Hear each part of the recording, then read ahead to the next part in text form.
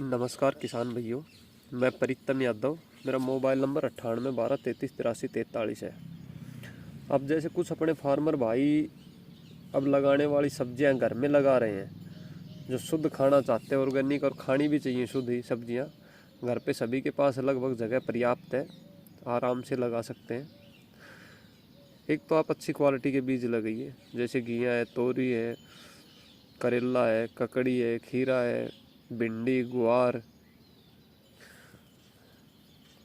इस तरह की जो सब्जियां अब लगेंगी। और कुछ फार्मर भाई लगा चुके हैं, क्योंकि 10 फरवरी के बाद में कभी भी लगा सकता है। बैंगन की पौध, मिर्च की, टमाटर की, ये सब अब लगा सकते हैं फार्मर भाई अपने घर के लिए। मैं ये बता रहा हूँ आप लोगों को कि अब जैसे ही गोभी हम देख रहे हैं, ये गोभी पहले तो देखो, मैं हेमराज भाई का भी दिल से धन्यवाद करता हूँ कि उन्हीं के यहाँ से लेके आया था। मैं उनकी नर्सरी देखने जाता हूँ, जब अच्छी क्वालिटी की वो जो पौध देते हैं फार्मर भाइयों के लिए। आप फूल का जो साइज़ देख रहे हो, क्वालिटी देख रहे हो, बहुत ज़बरदस्त क्वालिटी है फूल की। ये पौध उन्हीं के वहाँ से आई थी, हेमराज भाई के, जो अटेली मंडी, जो रेवाड़ी और नारनौल वाला बाईपास है, उसके ऊपर है उनकी नर्सरी। अच्छी, मतलब एक अच्छे फार्मर हैं, ईमानदारी से अच्छी पौध फार्मर भाइयों तक अवेलेबल करवा रहे हैं। हम इसमें आपको क्या दिखा रहे किसान भैया, आप अब देख रहे हो पत्ते पे राख है। फार्मर भाई सोचते हैं कि हम इसे में डीएपी देंगे तो कुछ होगा ही नहीं खेतों में। एक साइकोलॉजी हमारे जमींदार भाइयों के दिमाग में कि डीएपी के बगैर तो कुछ होना ही नहीं है। भाई साहब, इसमें डीएपी नहीं डाल रखा, और डीएपी कभी नहीं डालता हूँ मैं अपने खेतों में। और पैदावार जो ये कहे ना फार्मर की मैं इतनी करता हूँ, वो फार्मर भाई मिल ला के कभी भी डीएपी यूज नहीं करता हूँ। मैं ज़्यादा तो बोलता नहीं। 90-92 मन तक गेहूँ उतार दिया है मैंने। 44 मन तक मैंने सरसों काटी हाईएस्ट, जब पायनियर 46 नंबर नई आई थी फर्स्ट साल।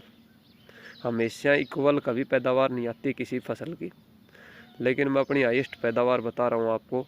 52 मन तक बाजरा, आराम से 50-52 मन बाजरा कटाई किया है। क्योंकि ज़मीन खूब अच्छी है अपने पास, पानी खूब अच्छा है, लेकिन खेती करने का तरीका और ज़मींदार की मेहनत सबसे मेन वो है।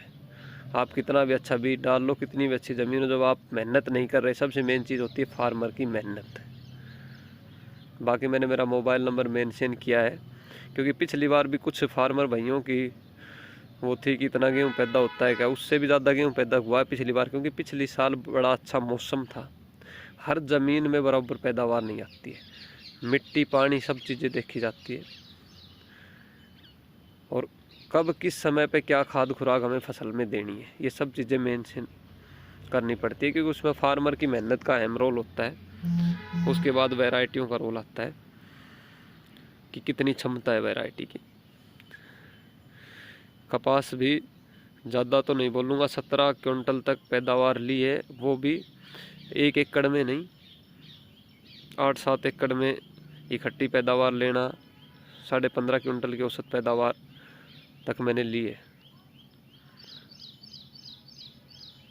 तो फार्मर भाइयों, अब मैं आपको बता ये रहा हूँ कि जो घर में बाड़ी लगा रहे हैं, जितने भी मेरे फार्मर भाई जो घर में लगाने वाले हैं, वो किसी भी दवाई के चक्कर में ना पड़े, यूरिया डीएपी के चक्कर में ना पड़े। इसमें कुछ भी नहीं डला हुआ, यूरिया डीएपी कुछ भी।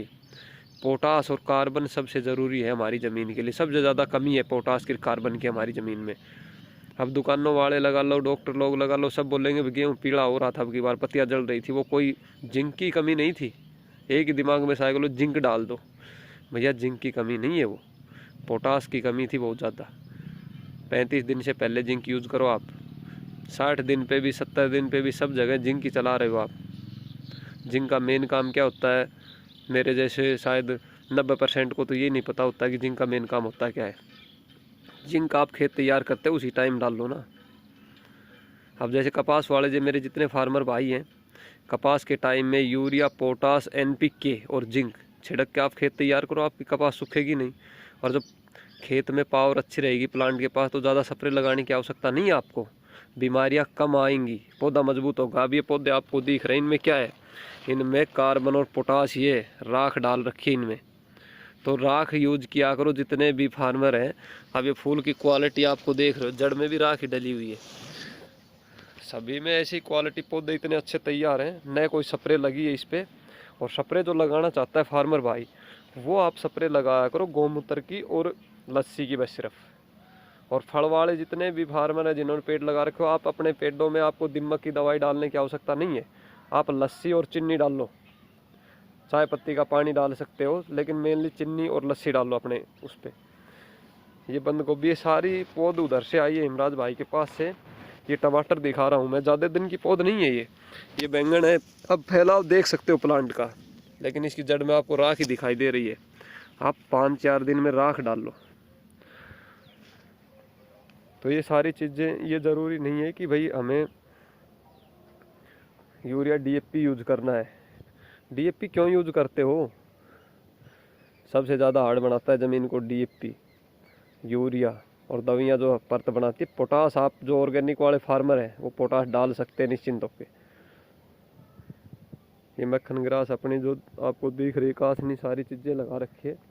ये मटर है, इसमें कोई हमने यूरिया डीएपी यूज नहीं कर रखा। जब खेत तैयार किया था, जब पोटास, एनपीके, लरिस अगर पोटास और जिंक डाल ली थी, बस खेत तैयार करते हैं। अब मूली की क्वालिटी आप देख सकते हो, पौधे पे पत्ता छोटा है, लेकिन मूली का साइज, इसमें यूरिया थोड़ी डल रहा है। यूरिया डालने से क्या होता है कि यूरिया से हमेशा पत्ता बढ़ेगा आपका, बस यही फ़र्क होता है। इसमें पत्ते का साइज क्या है।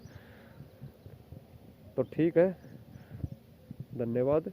किसी फार्मर भाई को किसी तरह की सलाह लेनी हो कभी भी कॉल कर सकता है। कभी भी किसी फार्मर को, मैं सभी दुकानदार भाइयों से